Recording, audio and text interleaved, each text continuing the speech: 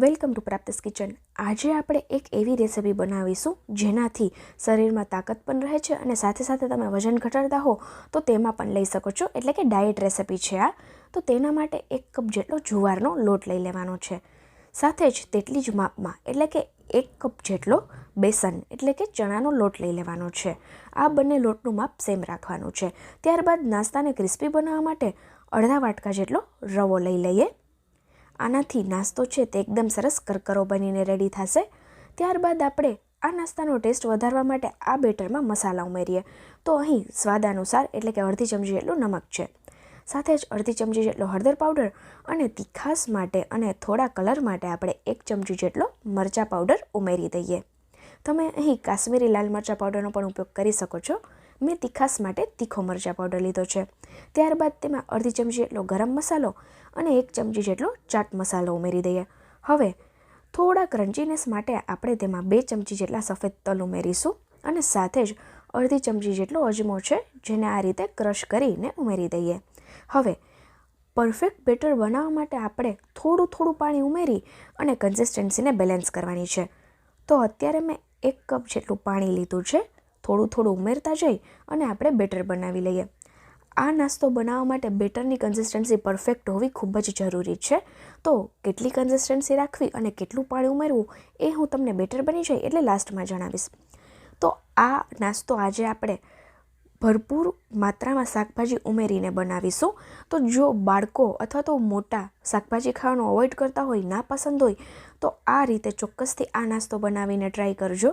શાકભાજી પણ ખાઈ લેશે અને ખબર પણ નહીં પડે અને સાથે સાથે તમારા બોડીમાં તાકાત પણ રહેશે અને જે કોઈ વેટ લોસ કરતા હોય એ લોકોને પણ આ ઉપયોગી છે। વેટ લોસમાં પણ તમે આ નાસ્તો લઈ શકો, કેમ કે આપણે આ નાસ્તામાં કોઈ પણ એવી વધારે કેલેરીવાળી વસ્તુ નથી ઉમેરવાના એટલા માટે।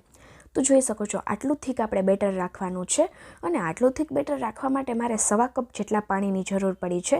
જે કપના માપથી મેં લોટ લઈ લીધો હતો એ જ કપના માપથી મેં પાણી ઉમેર્યું છે। સાથે તેમાં એક ચટપટી એવી પેસ્ટ બનાવવાની છે। તો તેના માટે મિક્સર જારમાં 5 થી 6 જેટલા તીખા લીલા મરચાં, 6 થી 7 જેટલી લસણની કળીઓ અને અડધા ઇંચ જેટલા આદુના રફલી ચોપ કરેલા ટુકડા છે। સાથે જ આપણે તેમાં અડધી ચમચી જેટલું આખું જીરું ઉમેરી દઈએ।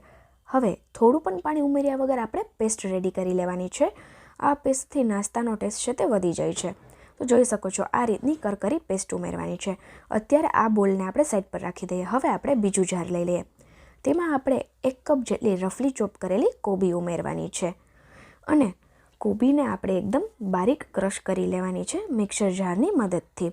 તો 1 કપ જેટલી કોબીને મિક્સર જારમાં ઉમેરી અને મિક્સરને રિવર્સમાં ચલાવવાનું એટલે કે પલ્સ ફોર્મમાં ચલાવવાનું અને આ રીતે અધકચરી એવી બારીક કોબીને સમારી લેવાની છે। તમે અહીં ચોપરનો પણ ઉપયોગ કરી શકો છો, પણ તેમાં થોડો વધારે સમય લાગે છે। આ રીતે મિક્સર જારમાં કરશો તો ફટાફટ બધા વેજીટેબલ્સને આપણે ક્રશ કરી લઈશું।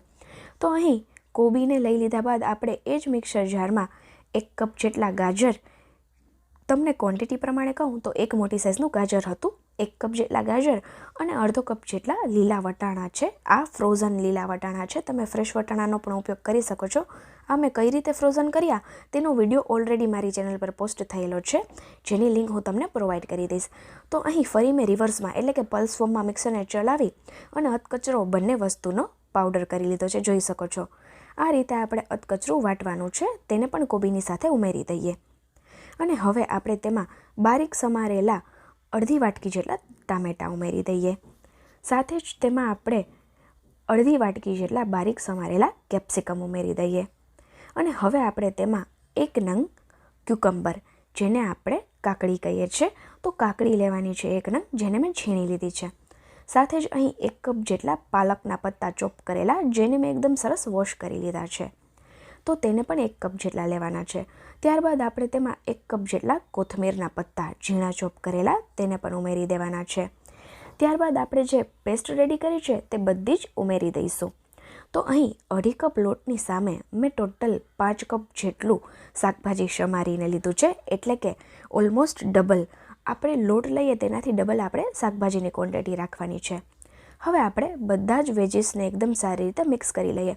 તો આ એ બધા વેજીસ છે જે તમારા બોડીને ભરપૂર માત્રામાં પ્રોટીન, વિટામિન, ફાઇબર અને શરીરને તાકાત આપે છે। એ રીતના આપણે બધા જ વેજીસ લીધા છે જે ખૂબ જ હેલ્ધી છે. તો આ બધા વેજીસ બાળકોથી લઈને મોટા કોઈ પણ ખાવાનું પસંદ નથી કરતા, પણ આ રીતે તમે બનાવશો તો ખાઈ પણ જશે અને ખબર પણ નહીં પડે કે આપણે આ બધા વેજીસ પણ ઉમેર્યા છે. સાથે જ તમે તમારા કોઈ ફેવરિટ વેજીસ હોય તો તેને પણ ઉમેરી શકો છો. તો અહીં આપણું ફિલિંગ છે તે તૈયાર થઈ ગયું છે. હવે આપણે બેટરને ચેક કરીએ તો 15 મિનિટ માટે આપણે બેટરને રેસ્ટ આપ્યો હતો. તો એકદમ સારી રીતે રવો છે તે ફૂલી ગયો છે. ત્યારબાદ આપણે જે વેજીસ મિક્સ કર્યું છે તે બધું જ આ બેટરમાં ઉમેરી દઈએ. તો આપણે બેટરને 15 મિનિટ માટે રેસ્ટ આપ્યો હતો, જેથી કરી જે સૂજી છે તે એકદમ સારી રીતે ફૂલી જાય અને જે આપણે જુવારનો લોટ ઉમેર્યો છે તે બને એટલું પાણી બધું ઓબ્ઝર્વ કરી લે. એટલા માટે આપણે 15 મિનિટ માટે રેસ્ટ આપવો ખૂબ જરૂરી છે.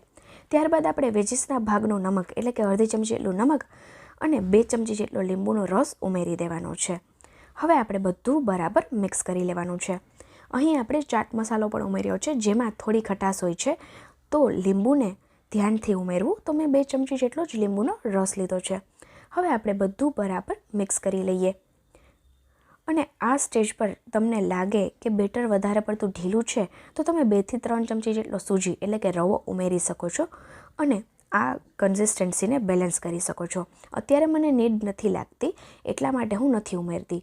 બધું બરાબર મિક્સ થઈ જાય એટલે હું તમને લાસ્ટમાં જણાવીશ કે કેટલી આપણે કન્સિસ્ટન્સી રાખી છે. તો જોઈ શકો છો આ રીતની થીક કન્સિસ્ટન્સી રાખવાની છે બેટરની. જો ઢીલું હોય તો સૂજી ઉમેરી શકો છો, અથવા તો વધારે પડતું થીક હોય તો થોડું પાણી ઉમેરી અને પરફેક્ટ કન્સિસ્ટન્સીને બેલેન્સ કરવાની છે. ત્યારબાદ આપણે રોટલી કરવાનો તવો લઈ લેવાનો છે અને તેમાં 1 ચમચી જેટલું તેલ ઉમેરી દેવાનું છે. તમે અહીં કોઈ પણ પેનનો પણ ઉપયોગ કરી શકો છો અથવા તો આ રીતે કોઈ તવાનો પણ ઉપયોગ કરી શકો છો આ નાસ્તાને બનાવવા માટે. 1 ચમચી જેટલું તેલ ઉમેરી અને તેલને આપણે એકદમ સરસ સ્પ્રેડ કરી દેવાનું છે. ત્યારબાદ તેલ ગરમ થઈ જાય એટલે આપણે તેમાં 1 ચમચી જેટલા સફેદ તલને ઉમેરી દઈશું. સફેદ તલ એકદમ સારી રીતે કકડવા માંડે ત્યારબાદ આપણે તેમાં 1 થી 1.5 ચમચા જેટલું બેટર છે તેને ઉમેરી દેવાનું છે. જોઈ શકો છો એકદમ સરસ પરફેક્ટ કન્સિસ્ટન્સી આવી છે, જેથી કરી આપણો નાસ્તો છે તે પરફેક્ટ બનશે. બેટર ઉમેરી ત્યારબાદ ચમચીની મદદથી આ રીતે સ્પ્રેડ કરી લેવાનું છે. બેટર એકદમ સારી રીતે સ્પ્રેડ થઈ જાય તવામાં ત્યારબાદ આ નાસ્તાને કૂક કરવા માટે ઉપરથી આપણે લીડ લગાવી દઈશું અને કવર કરી લઈશું. હવે ગેસની લો ફ્લેમ પર 3 થી 4 મિનિટ માટે નીચેની સાઈડ એકદમ સારી રીતે ક્રિસ્પી કરી લેવાની છે. 4 મિનિટ બાદ આપણે જોઈએ તો જોઈ શકો છો ઉપરની સપાટી એકદમ ડ્રાય થઈ ગઈ છે. હવે આપણે પલટાવી લઈએ તો સ્પેચ્યુલા અથવા તાવીથાની મદદથી એકદમ ઇઝીલી આ આપણો નાસ્તો છે તે સ્પ્લિટ થઈ જશે. જોઈ શકો છો જરા પણ તે ચીપક્યો નથી અને પરફેક્ટ એવો સેટ થઈ ગયો છે.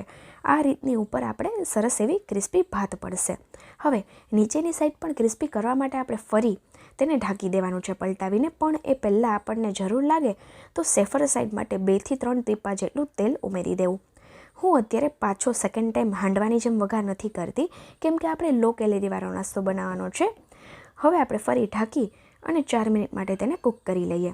તો અહીં ટોટલ એક બેચને થતાં 8 થી 10 મિનિટ જેટલો સમય થશે. ફરી આપણે તેને પલટાવી અને ચેક કરીએ તો જોઈ શકો છો એકદમ સરસ ભાત પડી છે નીચેની સાઈડ પણ. તો એકદમ સરસ આપણા આ નાસ્તાને આપણે કૂક કરી લીધો. તો આ જ રીતે આપણે બધા નાસ્તાને રેડી કરવાનો છે. જોઈ શકો છો એકદમ સરસ પરફેક્ટ એવો કૂક થઈ ગયો છે. ફરી આપણે એ જ પેનમાં 1 ચમચી જેટલું તેલ ઉમેરી, સફેદ તલ ઉમેરી અને 1 ચમચા જેટલું બેટર ઉમેરી અને સ્પ્રેડ કરી દઈએ.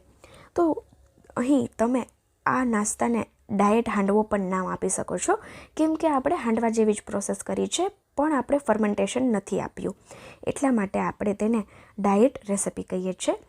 તો અહીં આ રીતે આપણે એક જ સાઈડ તલ ઉમેરી અને આ નાસ્તાને કૂક કર્યો છે.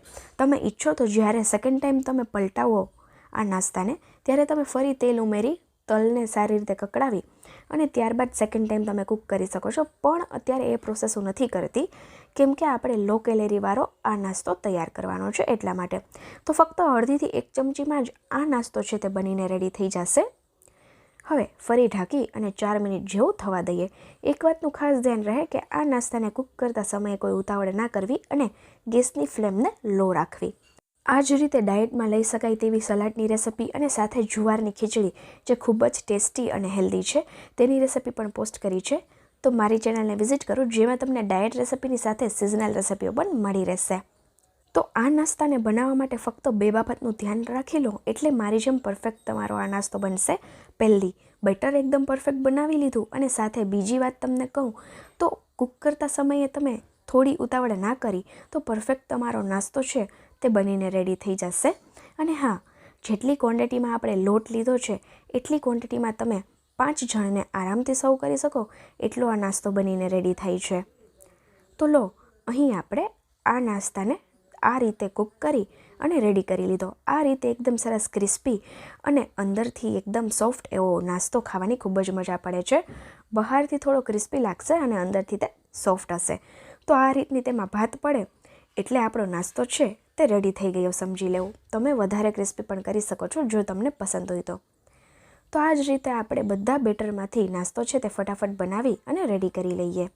તો લો, આજની આપણી ખૂબ જ હેલ્ધી, પ્રોટીન, વિટામિન્સ, ફાઇબર્સથી ભરેલી એવી રેસિપી તૈયાર છે જેને તમે ડાયટમાં પણ લઈ શકો. તો જે લોકો ડાયટ કરે છે તે લોકોને ચોક્કસથી આ શેર કરો અને સાથે સાથે જે લોકો શાકભાજી ખાવાનું અવોઇડ કરો છે એ લોકોને પણ શેર કરજો.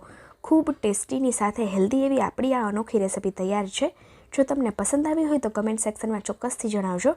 અને સાથે સાથે આવા બીજા હેલ્ધી અને અનોખા રેસિપીના વિડીયો જોવા હોય તો મારી ચેનલ પર આવ્યા છો તો મારી ચેનલને વિઝિટ કરો, જેમાં તમને આવા ઘણા બધા અનોખા રેસિપીના વિડીયોની સાથે ઘણા બધા હેલ્ધી રેસિપીના વિડીયો પણ મળી રહેશે. તો આવા બીજા ઉપયોગી વિડીયો સાથે આપણે ફરી મળીશું. Bye bye. Thanks for watching.